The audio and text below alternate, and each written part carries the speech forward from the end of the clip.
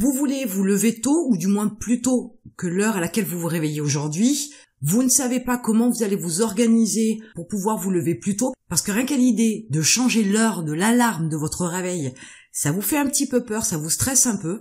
Alors je vais vous donner une méthode qui va vous permettre de vous lever plus tôt. Alors bien évidemment, il va vous falloir chercher aussi l'heure qui vous convient en termes de temps de sommeil, puisque forcément si vous vous levez plus tôt, vous allez aussi vous coucher un peu plus tôt si vous avez besoin de vos 7 ou 8 heures de sommeil. Tout comme il vous faut aussi trouver l'heure de réveil qui vous convient le mieux, de façon à ne pas vous réveiller en pleine phase de sommeil. Alors ça, c'est vraiment un point important, parce que si vous vous réveillez dans la phase de sommeil profond, vous allez vous réveiller pâteux, vaseux, et toute la journée va être très longue. Vous allez vous sentir épuisé, et vous n'allez absolument pas ni être efficace ni productif. Comme un entrepreneur doit être focus sur son travail, vigilant, productif, efficace, tous les jours, ou presque du moins, vous devez vous réveiller avec le plein d'énergie, avec vaillance, avec envie, avec passion, et surtout pas fatigué, épuisé, et le cerveau enclenché uniquement sur la première vitesse. Ça n'ira absolument pas. Vous ne pourrez pas avoir des journées qui soient vraiment productives. Alors voyons un petit peu le programme que vous devez vous fixer. La première des choses à faire, c'est la veille. Et oui, ça se passe déjà la veille. Vous devez établir le programme de ce qui va se passer le lendemain. D'abord dans votre planning entrepreneur, donc à savoir ce qui va se passer le lendemain, les rendez-vous que vous avez, les tâches que vous avez à accomplir, le travail que vous devez faire sur la journée du lendemain, mais vous allez aussi préparer le planning de votre réveil. D'abord, bien évidemment, établir l'heure à laquelle le réveil va sonner, et ensuite, l'organisation que vous allez avoir. La toilette, le petit déjeuner, la mise en route, le départ, etc.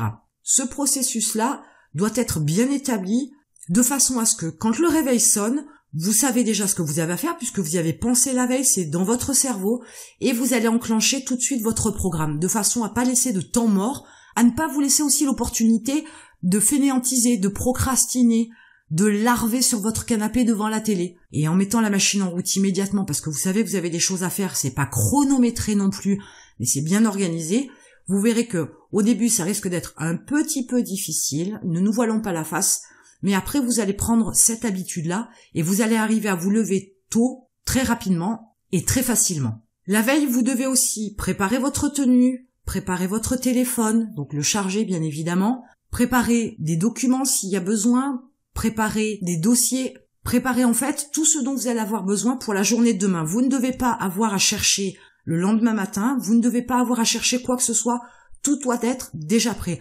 Alors ça, c'est une question d'organisation. Vous verrez que très vite, vous allez prendre l'habitude de mettre le téléphone, votre tenue, les affaires dont vous avez besoin au même endroit, de façon à ce que ce soit centralisé. Et c'est juste une méthodologie en termes de rangement pour l'organisation de vos affaires, de façon à ce que vous n'ayez pas à chercher. Si c'est toujours posé au même endroit, vous saurez toujours où chercher les affaires. Là, il n'y a pas de souci là-dessus. Alors ça, c'est toute la préparation que vous avez besoin de faire la veille. Pour le réveil, vous allez donc mettre votre réveil avec une demi-heure de moins que d'habitude. Si vous avez l'habitude de vous lever à 7 heures, vous allez mettre d'abord votre réveil à 6h30.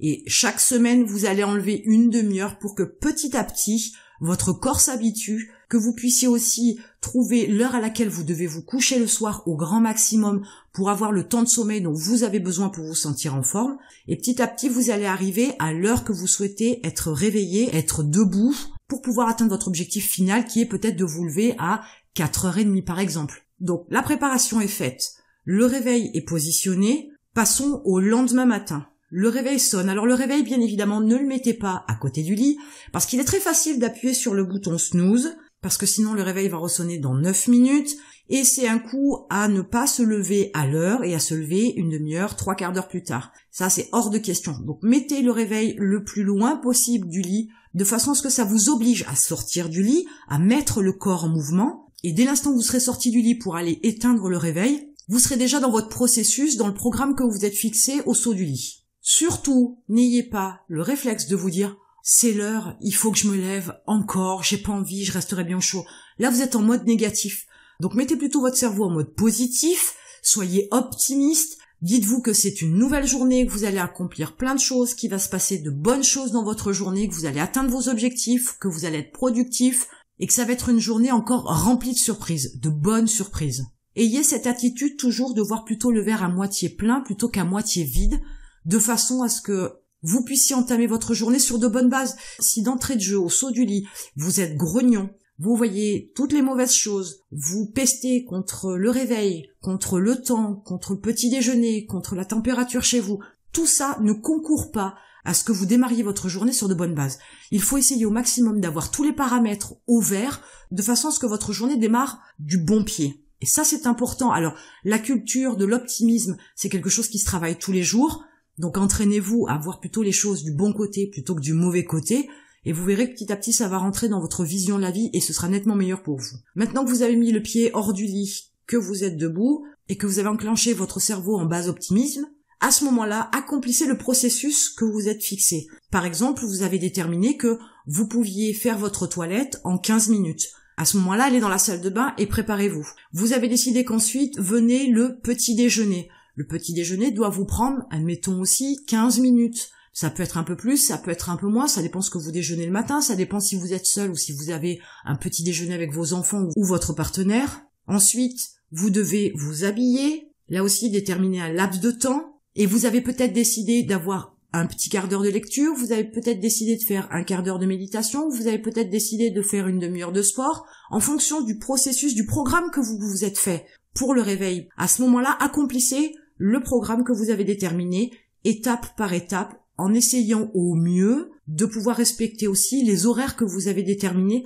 pour votre réveil, de façon à ce que vous puissiez en place donc mettre des routines, prendre de bonnes habitudes, et enclencher un processus qui devient par habitude, certes, quelque chose de complètement inné, de facile, etc. Mais aussi, ça vous permet de trouver aussi le bon rythme, ça vous permet aussi de trouver les bonnes étapes, les unes après les autres. Peut-être que vous préférez d'abord petit déjeuner et après faire votre toilette et vous habiller. Il va vous falloir aussi trouver la succession des étapes qui vous convient. Il y a des gens donc qui vont préférer petit déjeuner d'abord et faire leur toilette après et s'habiller par la suite. D'autres, ça va être l'inverse, faire la toilette, s'habiller et prendre le petit déjeuner. Trouvez aussi ce qui vous convient, il n'y a pas de règles, on est tous différents, donc essayez d'appliquer aussi un processus qui vous convient.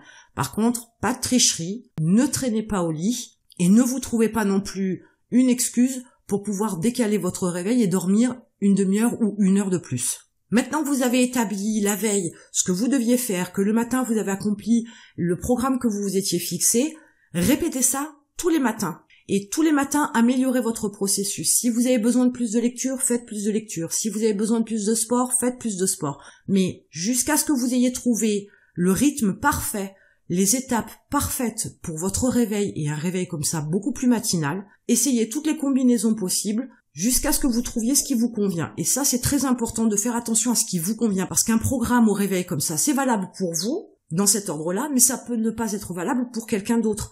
Donc il faut vraiment adapter selon vous. Déterminez vraiment ce qui vous convient, ce qui va vous permettre de vous réveiller en pleine forme, avec plein d'énergie et une grosse motivation. Maintenant, je vous laisse déterminer l'heure à laquelle vous souhaiteriez vous lever le matin, ainsi que la préparation de la veille et le programme au saut du lit. Et en attendant, je vous retrouve de l'autre côté.